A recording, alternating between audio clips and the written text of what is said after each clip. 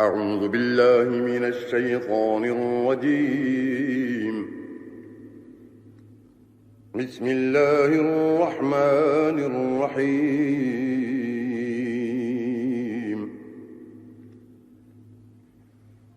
سيقول السفهاء من الناس ما ولاهم عن قبلتهم التي كانوا عليها قل لله المشرق والمغرب يهدي من يشاء إلى صراط مستقيم. وكذلك جعلناكم أمة وسطا لتكونوا شهداء على الناس ويكون الرسول عليكم شهيدا. وما جعلنا القبلة التي كنت عليها إلا لنعلم من يتبع الرسول ممن ينقلب على عقبيه وإن كانت لكبيرة إلا على الذين هدى الله وما كان الله ليضيع إيمانكم إن الله بالناس لرءوف رحيم. قد نرى تقلب وجهك في السماء فلنولينك قبلة ترضاها فول وجهك شطر المسجد الحرام وحيث ما كنتم فولوا وجوهكم شطره وإن الذين أوتوا الكتاب ليعلمون أنه الحق من ربهم وما الله بغافل عما يعملون. ولئن أتيت الذين أوتوا الكتاب بكل آية ما تبعوا قبلتك وما أنت بتابع قبلتهم وما بعضهم بتابع قبلة بعض. ولئن اتبعت أهواءهم من بعد ما جاءك من العلم إنك إذا لمن الظالمين. الذين آتيناهم الكتاب يعرفونه كما يعرفون أبناءهم وإن فريقا منهم ليكتمون الحق وهم يعلمون.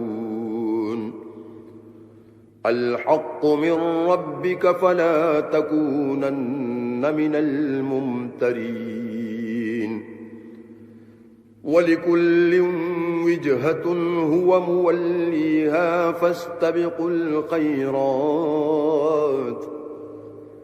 أينما تكونوا يأت بكم الله جميعا إن الله على كل شيء قدير. ومن حيث خرجت فول وجهك شطر المسجد الحرام وإنه للحق من ربك وما الله بغافل عما تعملون. ومن حيث خرجت فول وجهك شطر المسجد الحرام وحيث ما كنتم فولوا وجوهكم شطره لئلا يكون للناس عليكم حجة إلا الذين ظلموا منهم فلا تخشوهم واخشوني ولأتم نعمتي عليكم ولعلكم تهتدون. كما أرسلنا فيكم رسولا منكم يتلو عليكم آياتنا ويزكيكم ويعلمكم الكتاب والحكمة ويعلمكم ما لم تكونوا تعلمون فاذكروني أذكركم واشكروا لي ولا تكفرون يا أيها الذين آمنوا استعينوا بالصبر والصلاة إن الله مع الصابرين ولا تقولوا لمن يقتل في سبيل الله أموات بل أحياء ولكن لا تشعرون ولنبلونكم بشيء من الخوف والجوع ونقص من الأموال والأنفس والثمرات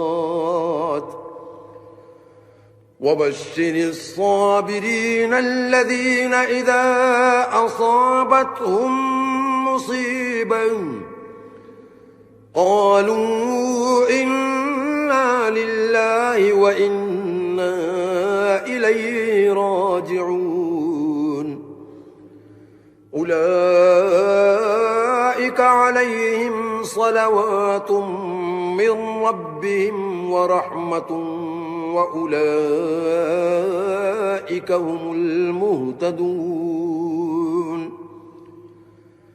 إن الصفا والمروة من شعائر الله فمن حج البيت أو اعتمر فلا جناح عليه أن يطوف بهما ومن تطوع خيرا فإن الله شاكر عليم إن الذين يكتمون ما أنزلنا من البينات والهدى من بعد ما بيناه للناس في الكتاب أولئك يلعنهم الله ويلعنهم اللاعنون إلا الذين تابوا وأصلحوا وبينوا فأولئك أتوب عليهم وأنا التواب الرحيم إن الذين كفروا وماتوا وهم كفار أولئك عليهم لعنة الله والملائكة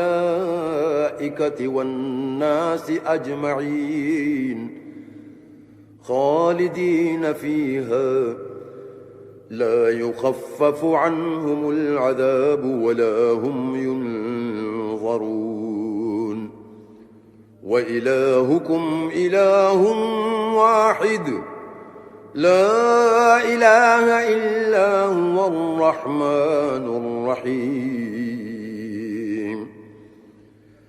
إن في خلق السماوات والأرض واختلاف الليل والنهار والفلك التي تجري في البحر بما ينفع الناس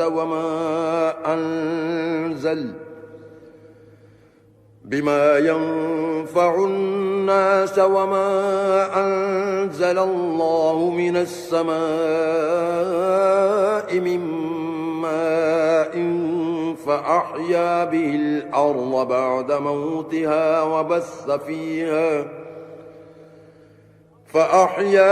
الأرض بعد موتها وبث فيها من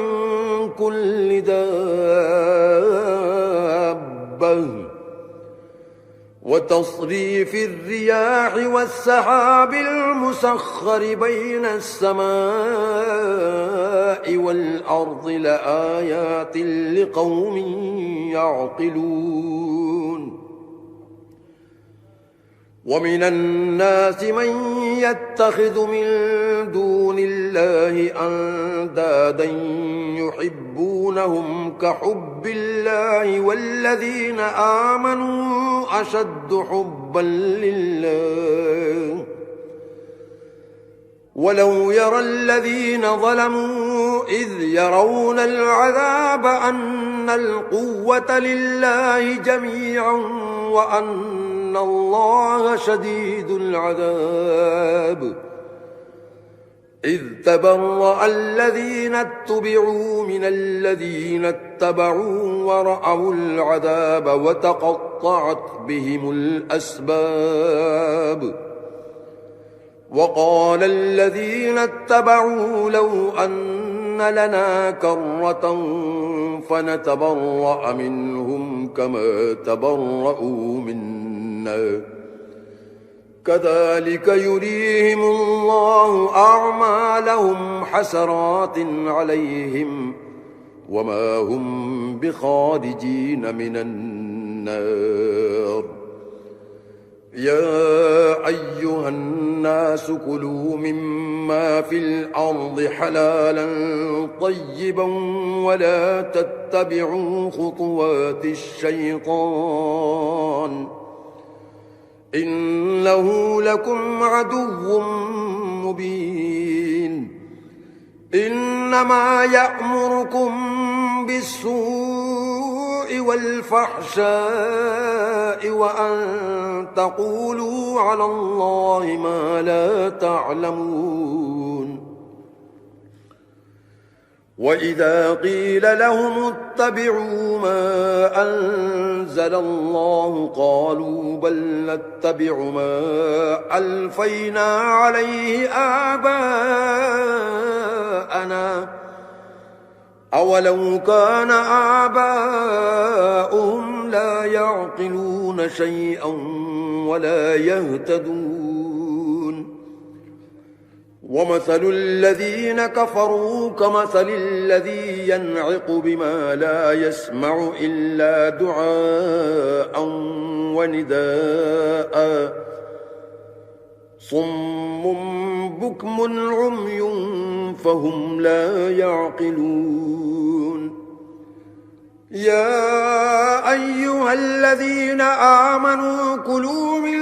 طيبات ما رزقناكم واشكروا لله إن كنتم إياه تعبدون إنما حرم عليكم الميتة والدم ولحم الخنزير وما أهل به لغير الله فمن اضطر غير باغ ولا عاد فلا إثم عليه إن الله غفور رحيم إن الذين يكتمون ما أنزل الله من الكتاب ويشترون به ثمنا قليلا أولئك ما يأكلون في بطونهم إلا النار ولا يكلمهم الله يوم القيامة ولا يزكيهم ولهم عذاب أليم أولئك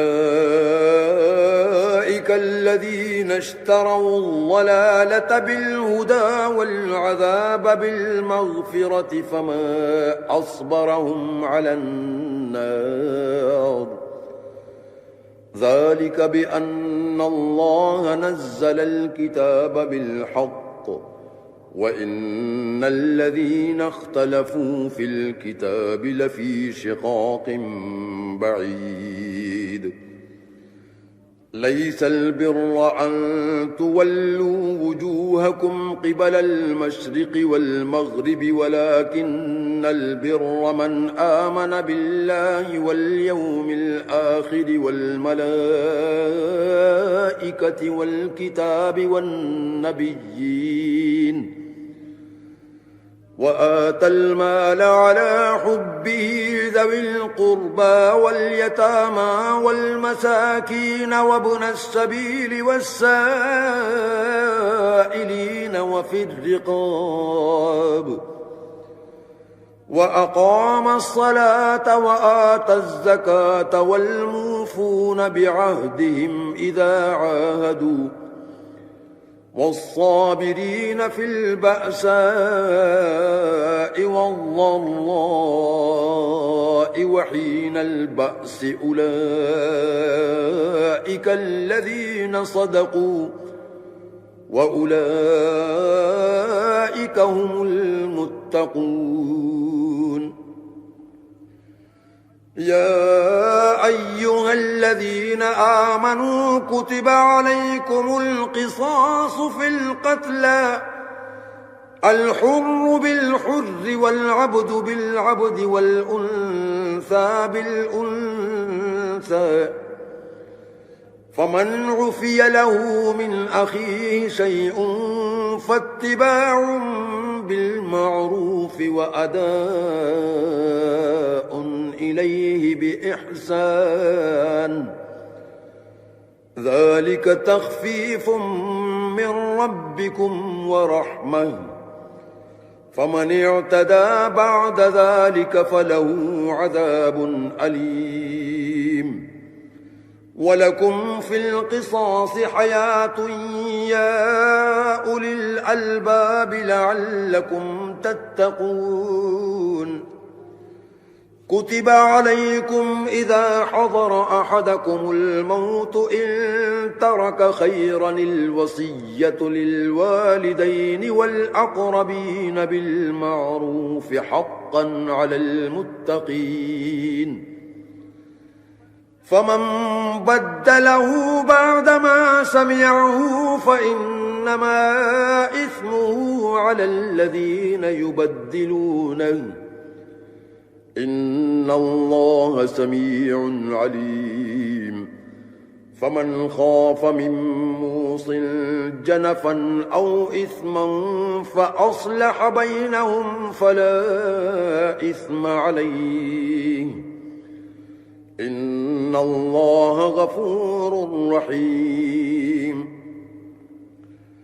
يا أيها الذين آمنوا كتب عليكم الصيام كما كتب على الذين من قبلكم لعلكم تتقون أياما معدودات. فمن كان منكم مريضا أو على سفر فعدة من أيام أخر وعلى الذين يطيقونه فدية طعام مسكين فمن تطوع خيرا فهو خير له وأن تصوموا خير لكم إن كنتم تعلمون. شهر رمضان الذي أنزل فيه القرآن هدى للناس وبينات من الهدى والفرقان فمن شهد منكم الشهر فليصمه ومن كان مريضا أو على سفر فعدة من أيام أخر يريد الله بكم اليسر ولا يريد بكم العسر ولتكملوا العدة ولتكبروا الله على ما هداكم ولعلكم تشكرون. وإذا سألك عبادي عني فإني قريب أجيب دعوة الداع إذا دعاني فليستجيبوا لي وليؤمنوا بي لعلهم يرشدون. أحل لكم ليلة الصيام الرفث إلى نسائكم هن هن لباس لكم وأنتم لباس لهن علم الله أنكم كنتم تختانون أنفسكم فتاب عليكم وعفى عنكم فالآن باشروهن وابتغوا ما كتب الله لكم وكلوا واشربوا حتى يتبين لكم الخيط الأبيض من الخيط الأسود من الفجر ثم أتموا الصيام إلى الليل ولا تباشروهن وأنتم عاكفون في المساجد تلك حدود الله فلا تقربوها كذلك يبين الله آياته للناس لعلهم يتقون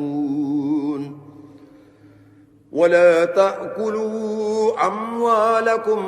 بينكم بالباطل وتدلوا بها إلى الحكام لتأكلوا فريقا من أموال الناس بالإثم وأنتم تعلمون يسألونك عن الأهلة قل هي مواقيت للناس والحج وليس البر بأن تأتوا البيوت من ظهورها ولكن البر من اتقى وأتوا البيوت من أبوابها واتقوا الله لعلكم تفلحون وقاتلوا في سبيل الله الذين يقاتلونكم ولا تعتدوا إن الله لا يحب المعتدين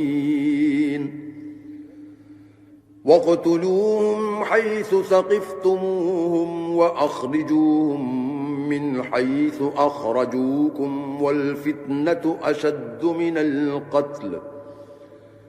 ولا تقاتلوهم عند المسجد الحرام حتى يقاتلوكم فيه فإن قاتلوكم فاقتلوهم كذلك جزاء الكافرين فإن انتهوا فإن الله غفور رحيم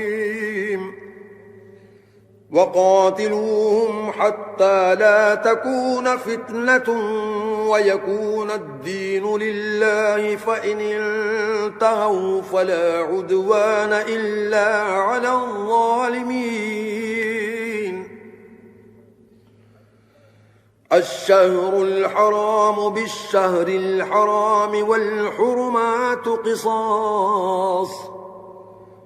فمن اعتدى عليكم فاعتدوا عليه بمثل ما اعتدى عليكم واتقوا الله واعلموا أن الله مع المتقين وأنفقوا في سبيل الله ولا تلقوا بأيديكم إلى التهلكة وأحسنوا إن الله يحب المحسنين وأتموا الحج والعمرة لله فإن أحصرتم فما استيسر من الهدي ولا تحلقوا رؤوسكم حتى يبلغ الهدي محله فمن كان منكم مريضا أو به أذى من رأسه ففدية من صيام أو صدقة أو نسك فإذا أمنتم فمن تمتع بالعمرة إلى الحج فما استيسر من الهدي فمن لم يجد فصيام 3 أيام في الحج و7 إذا رجعتم تلك 10 كاملة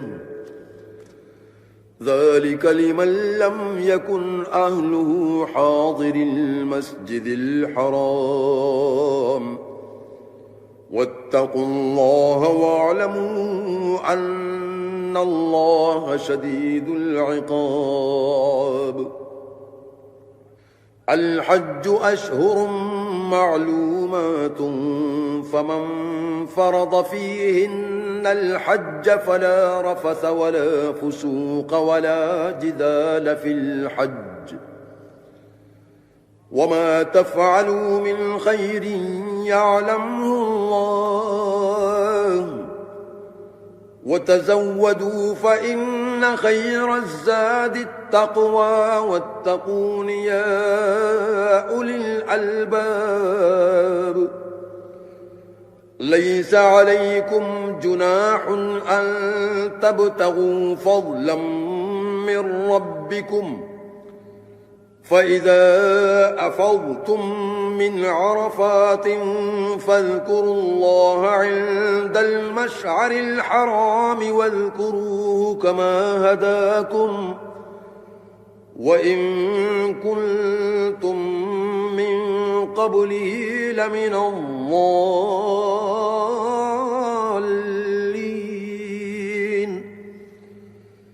ثم أفيضوا من حيث أفاض الناس واستغفروا الله إن الله غفور رحيم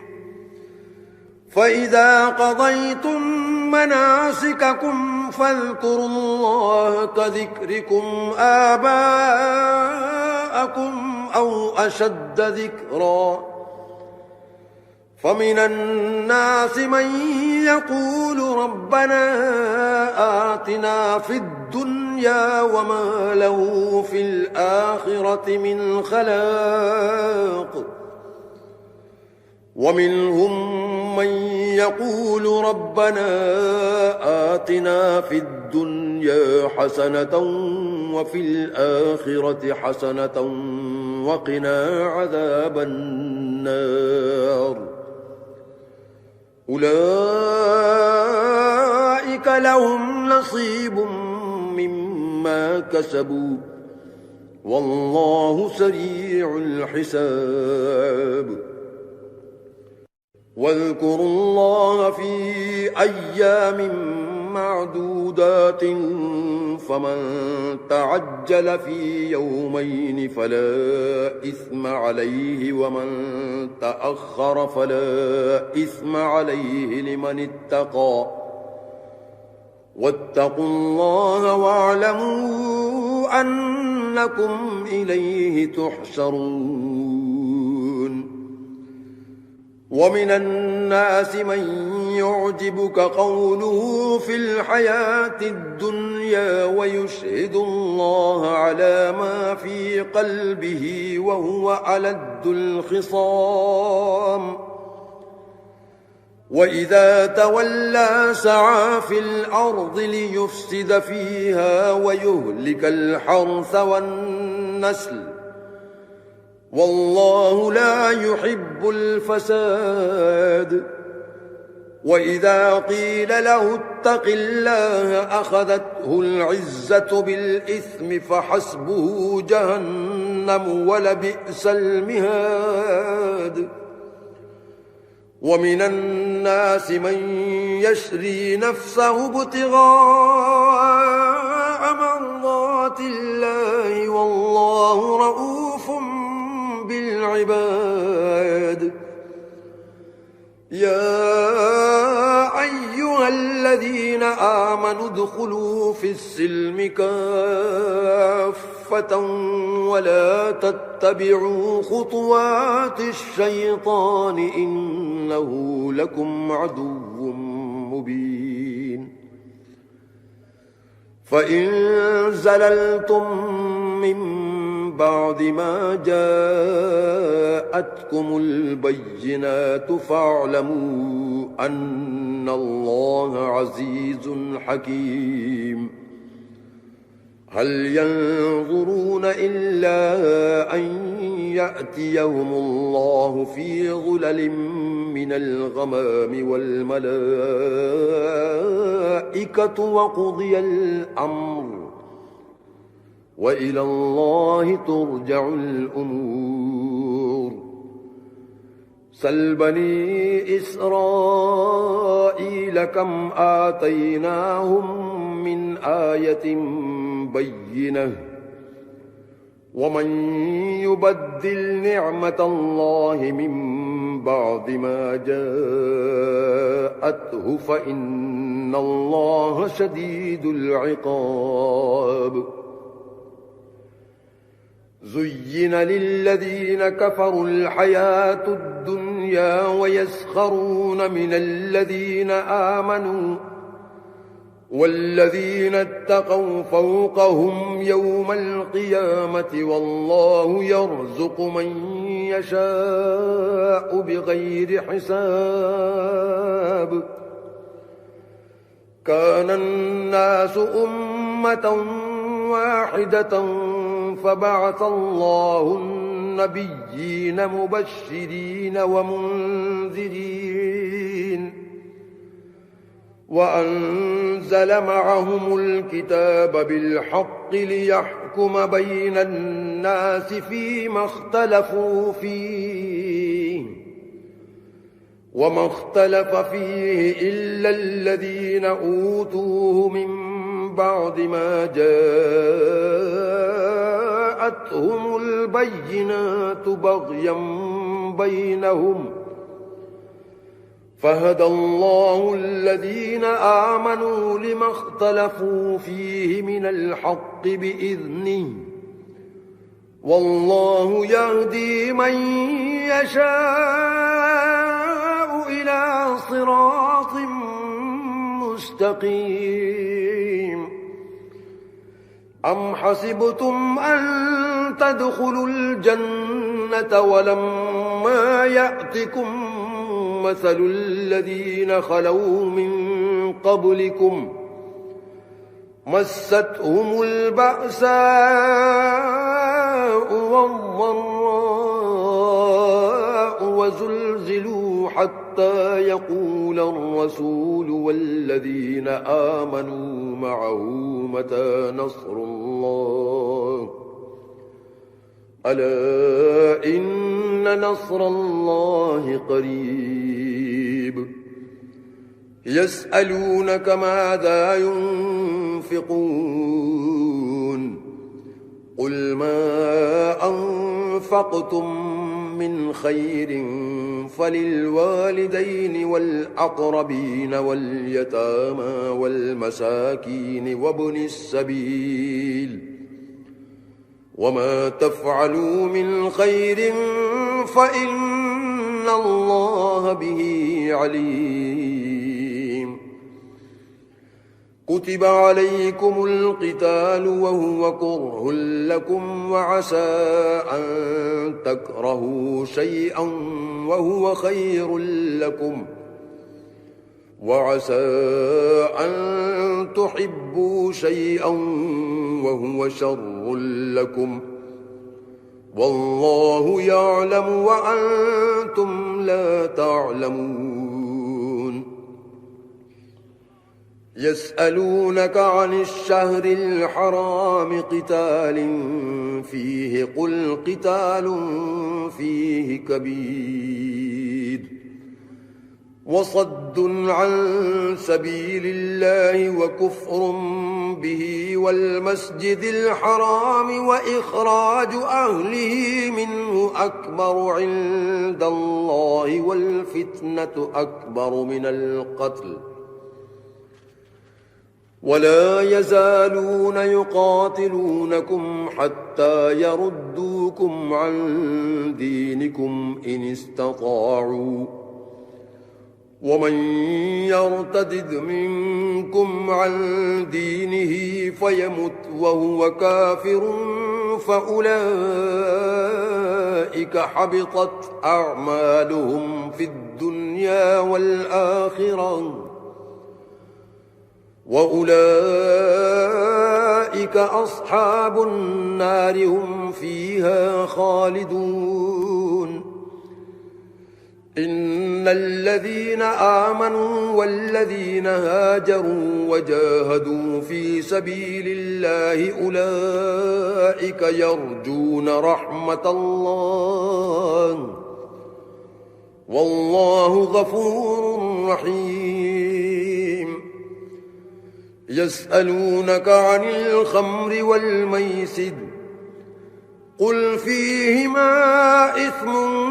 كبير ومنافع للناس وإثمهما أكبر من نفعهما ويسألونك ماذا ينفقون قل العفو كذلك يبين الله لكم الآيات لعلكم تتفكرون في الدنيا والآخرة ويسألونك عن اليتامى قل إصلاح لهم خير وإن تخالطوهم فإخوانكم والله يعلم المفسد من المصلح ولو شاء الله لأعنتكم إن الله عزيز حكيم ولا تنكحوا المشركات حتى يؤمنوا ولأمة مؤمنة خير من مشركة ولو أعجبتكم ولا تنكحوا المشركين حتى يؤمنوا ولعبد مؤمن خير من مشرك ولو أعجبكم أولئك يدعون إلى النار والله يدعو إلى الجنة والمغفرة بإذنه ويبين آياته للناس لعلهم يتذكرون ويسألونك عن المحيض قل هو أذى فاعتزلوا النساء في المحيض ولا تقربوهن حتى يطهرن فإذا تطهرن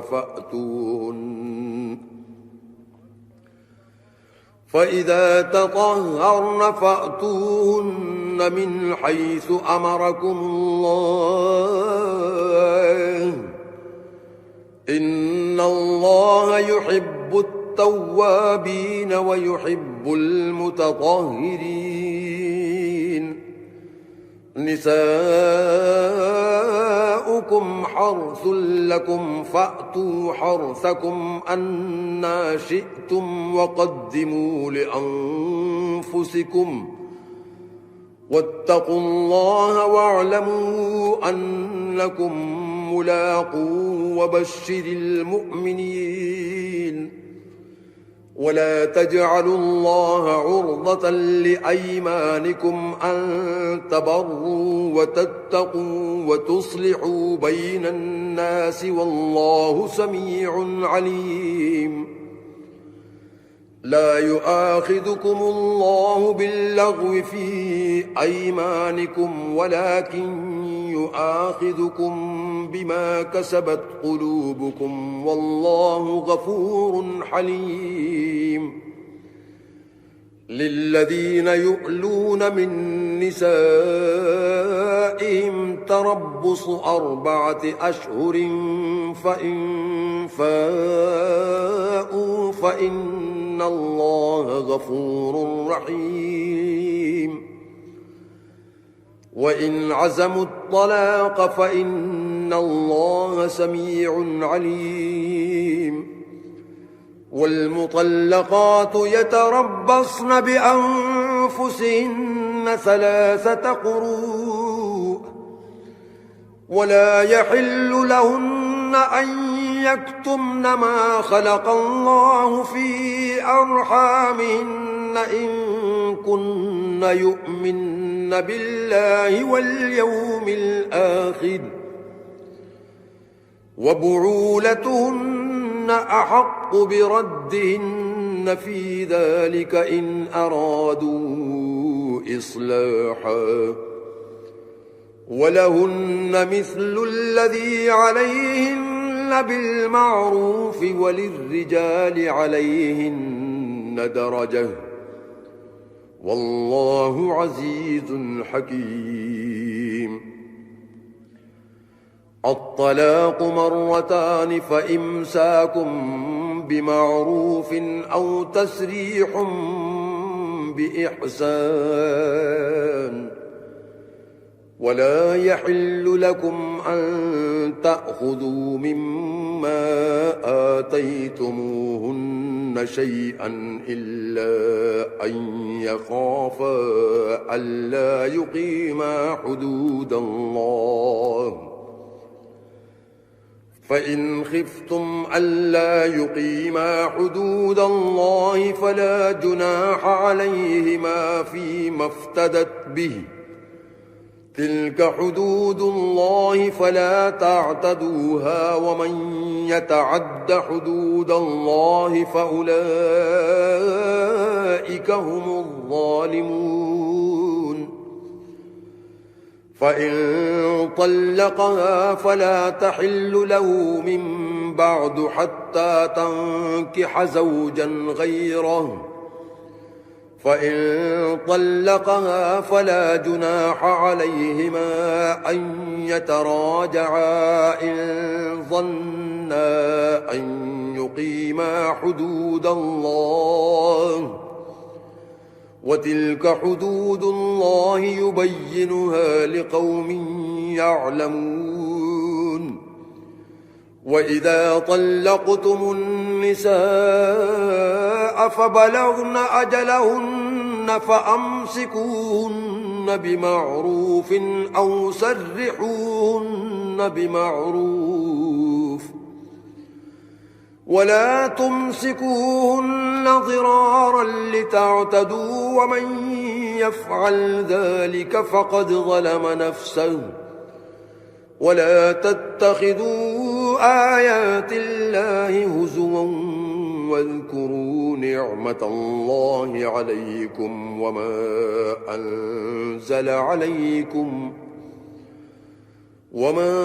أنزل عليكم من الكتاب والحكمة يعظكم به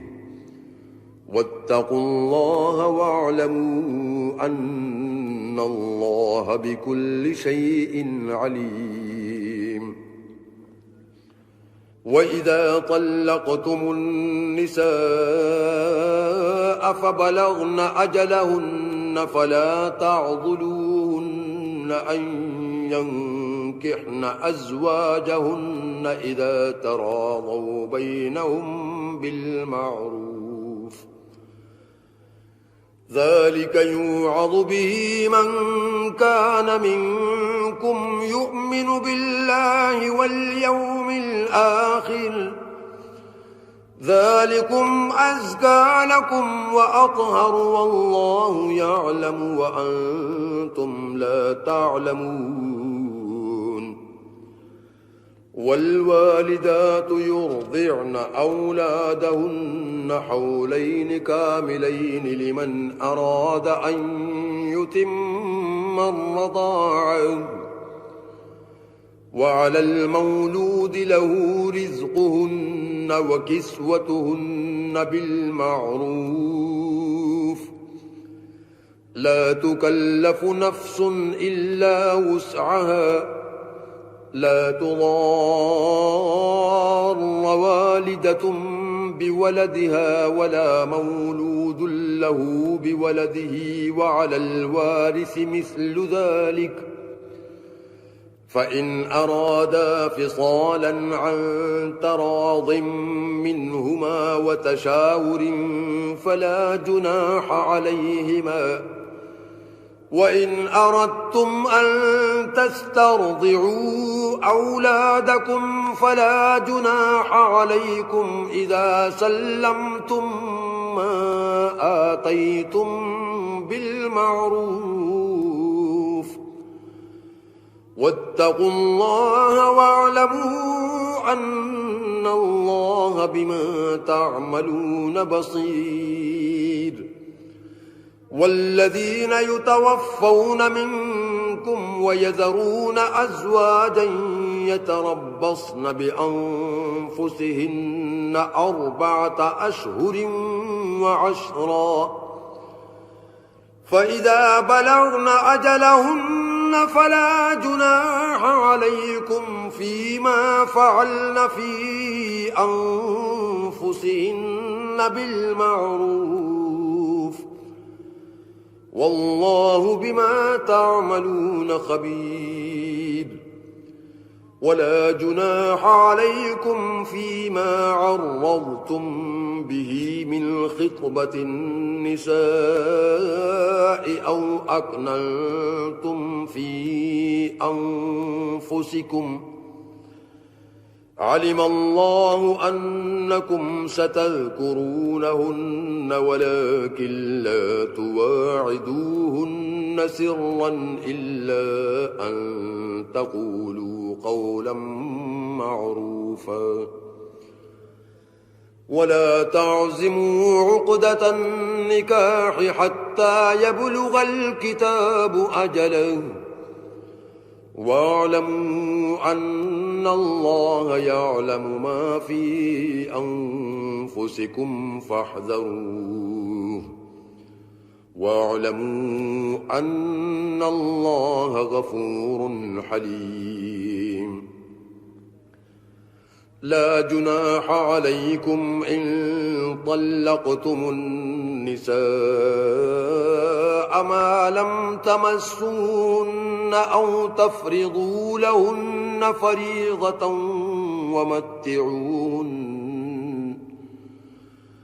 ومتعوهن على الموسع قدره وعلى المقتر قدره متاعا بالمعروف حقا على المحسنين. وإن طلقتموهن من قبل أن تمسوهن وقد فرضتم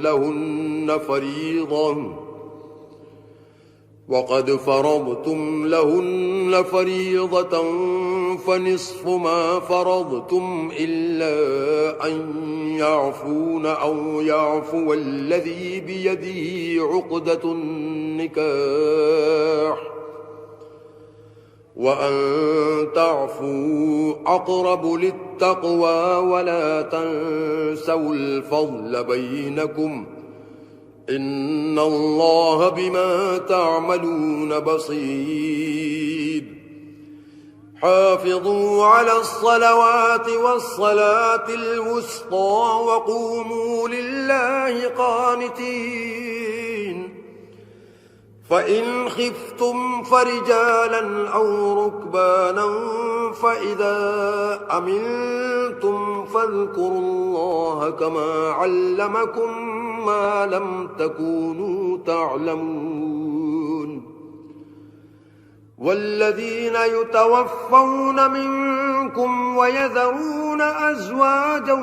وصية لأزواجهم متاعا إلى الحول غير إخراج فإن خرجن فلا جناح عليكم فيما فعلن في أنفسهن من معروف والله عزيز حكيم. وللمطلقات متاع بالمعروف حقا على المتقين كذلك يبين الله لكم آياته لعلكم تعقلون. ألم تر إلى الذين خرجوا من ديارهم وهم ألوف ألوف حذر الموت فقال لهم الله موتوا ثم أحياهم إن الله لذو فضل على الناس ولكن أكثر الناس لا يشكرون وقاتلوا في سبيل الله واعلموا أن الله سميع عليم من ذا الذي يقرض الله قرضا حسنا فيضاعفه له أضعافا كثيرة والله يقبض ويبسط وإليه ترجعون ألم تر إلى الملأ من بني إسرائيل من بعد موسى إذ قالوا لنبي له ابعث لنا ملكا نقاتل في سبيل الله قال هل عسيتم إن كتب عليكم القتال ألا تقاتلوا قالوا وما لنا ألا نقاتل في سبيل الله وقد أخرجنا من ديارنا وأبنائنا فلما كتب عليهم القتال تولوا إلا قليلا منهم والله عليم بالظالمين وقال لهم نبيهم إن الله قد بعث لكم طالوت ملكا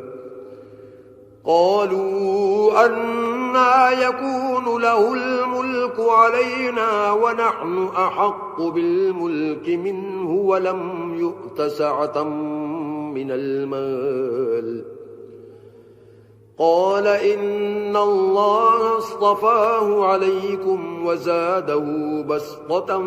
في العلم والجسم والله يؤتي ملكه من يشاء والله واسع عليم وقال لهم نبيهم إن آية ملكه أن يأتيكم التابوت فيه سكينة من ربكم وبقية